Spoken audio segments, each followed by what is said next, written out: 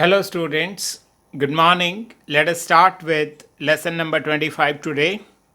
As you know, we are doing chapter 2 electrostatic potential and capacitance. Today's class is important because in this class we are going to learn how to find the capacitance across any 2 points of a circuit. So, before we start with the real questions, let us revise what we have learned earlier. May I remind you that when two capacitors are connected like this, we say they are connected in series. तो जो total voltage होती है is equal to voltage over here plus voltage over there. This fact we can use in numericals. जो equivalent capacitance है उसका formula है 1/C1 plus 1/C2. But remember students, हमने इसका शॉर्टकट याद किया था कि जब सीरीज में हैं कैपेसिटर्स तो उनका capacitance product of the two divided by sum of the two होगा, और अगर दो कैपेसिटर्स इक्वल वैल्यू के हैं तो उनका आंसर x/2 होगा। अगर एक x है और दूसरा 2x है, मतलब one double of the other, तो जो आंसर होगा C इक्वलेंट वो होगा greater number of the two divided by 3।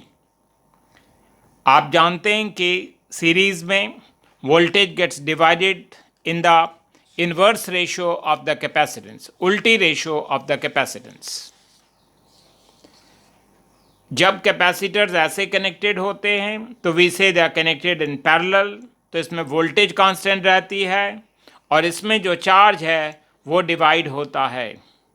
सो हमने सीखा कि जो इक्विवेलेंट कैपेसिटेंस है पैरेलल का वो C1 प्लस C2 होता है। इसको अच्छे से हमने लर्न किया in the form of a sentence जब हमने कहा कि when capacitors are connected in parallel they simply get added. और दूसरा सेंटेंस हमने लर्न किया कि जो चार्ज है gets divided in the ratio of the capacitance. तो सीरीज सर्किट में इन ए सीरीज सर्किट जो वोल्टेज है वो इन्वर्स रेशियो में होती है, और पैरेलल सर्किट में जो चार्ज है वो होता है in the ratio of the capacitance, मतलब it gets divided in the ratio of the capacitance. These two sentences we got to remember. Let us now start finding the capacitance across A and B.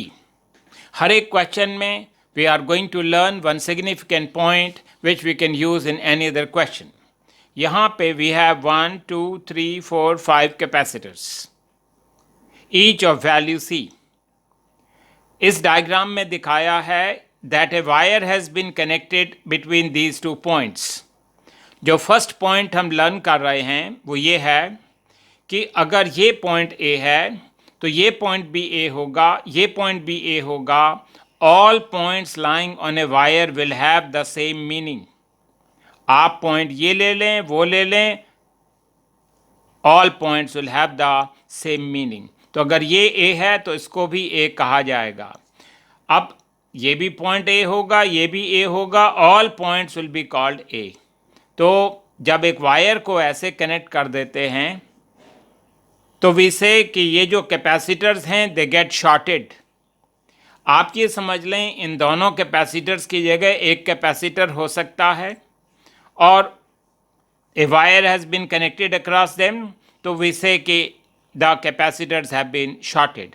मतलब when they are shorted they do not function as a capacitor at all. Remember students, बीच में कोई wire ना हो connected to another capacitor, मतलब इन दोनों capacitors के बीच में कोई एक्स्ट्रा अलग से वायर ना हो which is connected to another capacitor, तो हम कहते हैं तभी ये जो है माना जाता है that they are shorted. Similarly आप देखें अगर ये B है तो इसको भी B कह सकते हैं, और ये वायर है तो इस पॉइंट को भी B कह सकते हैं। यहाँ पे हम देख रहे हैं कि दो कैपेसिटर्स हैं जिनके बीच में और कोई कनेक्टिंग वायर नहीं है जिसके साथ कोई कैपेसिटर कनेक्टेड हो, इसलिए भी से कि ये दोनों capacitor are shorted and they will not function like a capacitor any more. तो फिर एक ही कैपेसिटर बच गया एंड देयरफॉर जो कैपेसिटेंस है across A B will be called C. Let us now begin with the next question. इसमें भी आप देख रहे हैं 1 2 3 4 5 कैपेसिटर्स हैं और इसमें भी हमें कैपेसिटेंस निकालना है अक्रॉस ए बी. हर एक कैपेसिटर की वैल्यू 2 माइक्रोफेरेड है. जैसे ही आप एक वायर को देखते हैं तो आपका मन करता है कि हम ये कह दें that these two capacitors are shorted. लेकिन अभी मैंने आपको बताया कि ये दोनों कैपेसिटर्स तभी शॉर्टेड कहलाएंगे जब बीच में there is no other wire. So ये यहाँ पे वायर है, इसकी वजह से it is connected to another part of the circuit. तो that's why this is not a case of shorting. अब सबसे पहले कोई भी सर्किटरी प्रॉब्लम हो हमें जंक्शन पॉइंट्स मार्क करने आने चाहिए. क्या मतलब? अगर एक्सट्रीम पॉइंट्स को नॉर्मली हम ए और बी मार्क कर लेते हैं, अगर मैं इस पॉइंट को देखिए, ये पॉइंट तो ए हो नहीं सकता because we are not allowed to jump a capacitor. यहाँ तक तो ठीक है, इसके बाद ये पॉइंट ए नहीं हो सकता. तो एक नया पॉइंट ले लीजिए सी. अगर ये सी है तो ये वायर से कनेक्टेड है तो ये पॉइंट बी सी कहलाएगा. अगर मैं इसको डी कह दूँ, it is connected by a wire, तो ये पॉइंट भी डी हो जाएगा. नाउ हर एक क्वेश्चन में ऐसा करने के बाद हमें एक्सट्रीम पॉइंट्स पहले ड्रॉ करने चाहिए. ए बी बना लिया. उसके बाद हमने जो इंटरमीडिएटरी पॉइंट्स लिए हैं सी और डी, उनको भी ड्रॉ करना चाहिए. और उसके बाद कैपेसिटर बाय कैपेसिटर ड्रॉ करना है. Let me demonstrate. जैसे आस्क योरसेल्फ, ये वाला कैपेसिटर कहाँ पे कनेक्टेड है? यू से ये है बिटवीन ए एंड सी. ये वाला कैपेसिटर कहाँ कनेक्टेड है?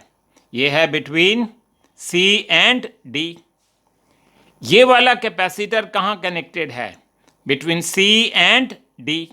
ये कहाँ कनेक्टेड है? Between C and D. और ये कहाँ कनेक्टेड है? Between D and B. तो इस तरीके से हम इस सर्किट को रीड्रॉ कर लेते हैं. अब हम देखते हैं कि ये जो तीनों कैपेसिटर्स हैं they are connected in parallel, इसलिए they will all get added. तो इसका आंसर आ जाएगा 6. अब हम दोबारा से रीड्रॉ कर रहे हैं. ये पॉइंट ए, ये पॉइंट बी, ये 2 माइक्रोफेरेड, ये 6 माइक्रोफेरेड और ये 2 microfarad. May I ask you students, अगर 2 माइक्रोफेरेड और 2 माइक्रोफेरेड सीरीज़ में हों तो उनका आंसर क्या आता है? उनका आंसर होता है इंडिविजुअल नंबर डिवाइडेड बाई 2. तो 2 डिवाइडेड बाई 2 विल बिकम 1. और ये 6 माइक्रोफेरेड अपनी जगह है. अब ये दोनों capacitors, how are they connected? You will say they are connected in series. इसलिए the answer will be, what was the sentence? Product of the two divided by sum of the two, and the unit will be microfarad. So that's how we solve these questions. Okay, let us start with the next question. ये भी वही है कि find the capacitance across A and B. इसमें we are given 1 2 3 4 and 5 capacitors. जब भी कम से कम 4 capacitors हों किसी भी सर्किट में, तो हम सस्पिशियस हो जाते हैं कि it might be A circuit called Wheatstone network, which we are going to study in current electricity. But for today, let me demonstrate the question again to you. सबसे पहले किसी भी क्वेश्चन में जंक्शन पॉइंट्स को mark करना चाहिए. For example, अगर ये ए है तो ये भी ए है, ये पॉइंट भी ए होगा. अगर एक ये पॉइंट ए है तो हम नहीं कह सकते कि ये पॉइंट ए होगा. क्यों? क्योंकि we are not allowed to jump a capacitor. So अगर ये ए है तो इसको मैं ए नहीं कह सकता, we are not allowed to jump a capacitor. तो चलिए मैं इसको सी कह देता हूँ और इस पॉइंट को डी कह देता हूँ। तो ये जो टेक्निक अभी हम लर्न कर रहे हैं ये हमें तभी अप्लाई करनी है जब कम से कम 4 रजिस्टर तो कम से कम 4 कैपेसिटर्स तो ज़रूर होने चाहिए। तो मैंने पॉइंट ए पॉइंट बी ऐसे मार्क कर लिया और सी और डी को इस शेप में इस तरीके से ड्रॉ किया। रीज़न, क्योंकि हम इसको देखना चाहते हैं in the form of a bridge जिसका नाम है, in the form of a circuit जिसका नाम है Wheatstone network. Please do not worry too much about that. So आपने ए बी ऐसे मार्क किए, सी और डी ऐसे मार्क कर लिए। अब हमने कैपेसिटर बाय कैपेसिटर इस डायग्राम के अंदर यहाँ से देख देख के ड्रॉ करना है।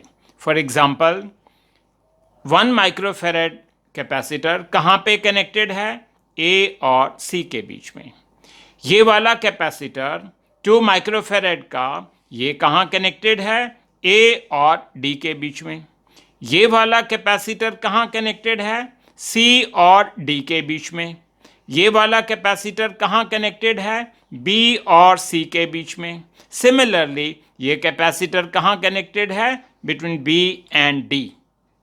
तो हम इस डायग्राम को ट्रांसलेट कर लेते हैं इन दिस डायग्राम। फिर उसके बाद हम अपने आप से पूछते हैं कि क्या this capacitance divided by this is really equal to this by this? We ask ourselves कि is 1 by 2 really equal to 1 by 2? Our answer is yes.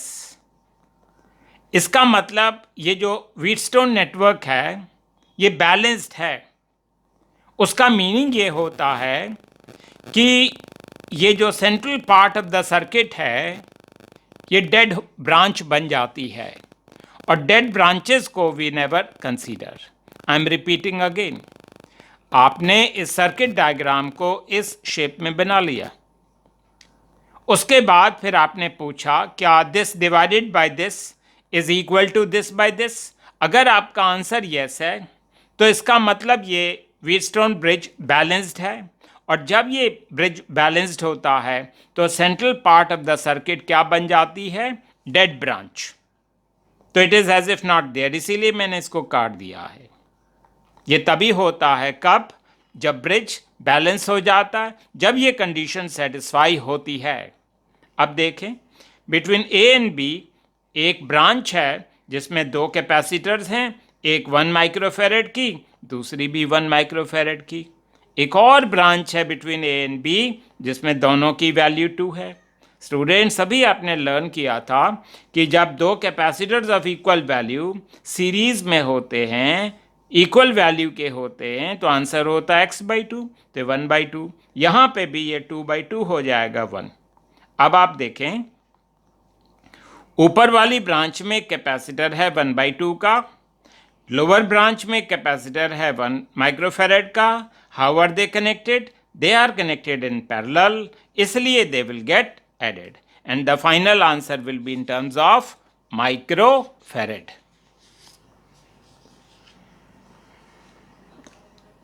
Now in this question again we are asked to find the capacitance across AB. इसमें भी हमें कम से कम 4 capacitors नज़र आ रहे हैं, तो हम इस सर्किट डायग्राम को ट्रांसलेट करेंगे इन the form of A Wheatstone network. You will से उसको कैसे करते हैं? ए और बी तो ऐसे ही रहेंगे, सी को यहाँ बना लीजिए, डी को यहाँ बना लीजिए।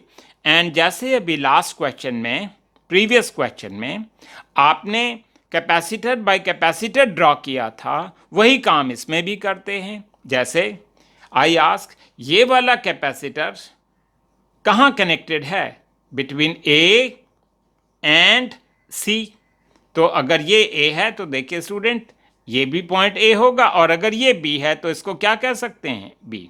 सो आई वाज सेइंग कि ये जो 10 माइक्रोफेरेड का कैपेसिटर है ये कहाँ पे कनेक्टेड है? ए और सी।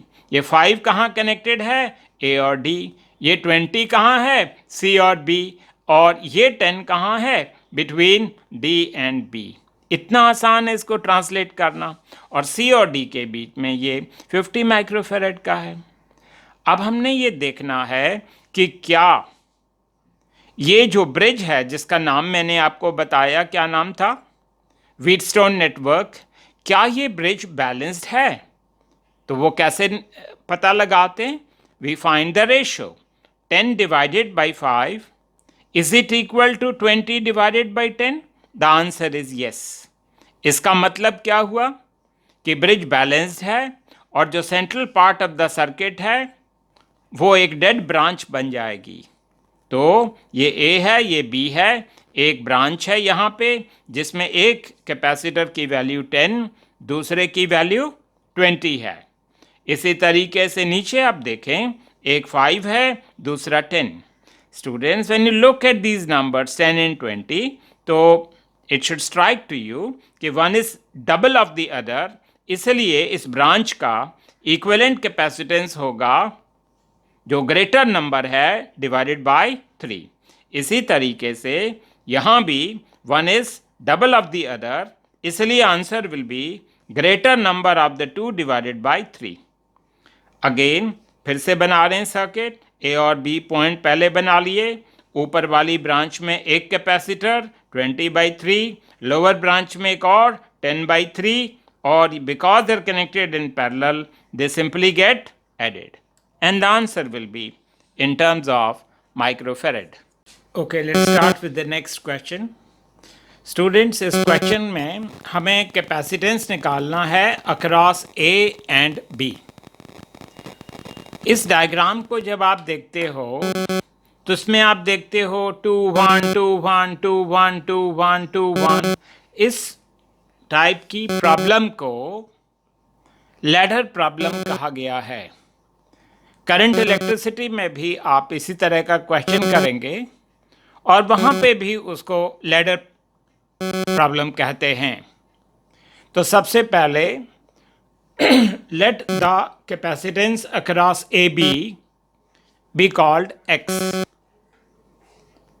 क्योंकि ये सर्किट इनफाइनाइट तक है, तो हम अगर कोई एक या दो ब्रांच अगर विदहोल्ड भी कर लें तब भी इसका जो कैपेसिटेंस है वो x ही रहना चाहिए। आई एम रिपीटिंग अगेन, ये जो कॉन्सेप्ट है ये तभी लगाते हैं जब कोई सर्किट कहाँ तक एक्सटेंड कर रहा है, इन्फिनिटी तक। इसमें एक यूनिट क्या है, 2 1, another unit 2 1, another unit 2 1, like that. तो कॉन्सेप्ट ये है कि अगर कैपेसिटेंस अक्रॉस ए बी को x माना जाए तो कैपेसिटेंस अक्रॉस सी डी भी x ही होगा। ये मेन चीज है इसके अंदर। तो हमने ए और बी ड्रॉ कर लिए, ये 2 माइक्रोफेरेड का यहाँ ड्रॉ कर लिया, ये 1 माइक्रोफेरेड यहाँ ड्रॉ कर लिया, ये पॉइंट सी एंड डी ऐसे थे, और यहाँ पे एक नया कैपेसिटर होगा जिसकी वैल्यू क्या है, x। अब ये दोनों कैसे कनेक्टेड हैं? How are they connected? They are connected in parallel, इसलिए they get added। तो इन दोनों कैपेसिटर की जगह अब सिर्फ एक कैपेसिटर रह गया जिसकी वैल्यू कितनी है, 1 + x। अब I ask you dear students कि ये दोनों capacitors how are they connected? You will say ये तो सीरीज में हैं, और अब जब सीरीज में होते हैं तो वो फार्मूला आपको याद है, product of the two divided by sum of the to.